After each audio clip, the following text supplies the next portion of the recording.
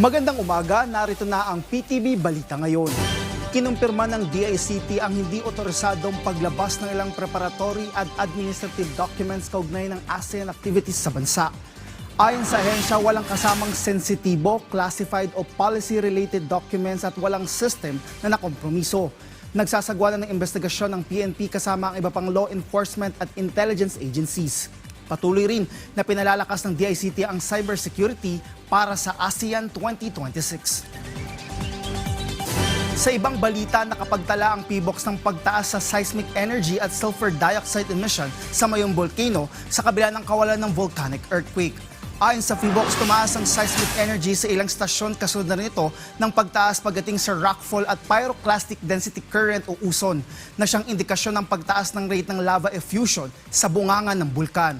Umabot sa halos 5,000 tonelada kada araw ang sulfur dioxide, pinakamataas sa nakaraang 15 taon.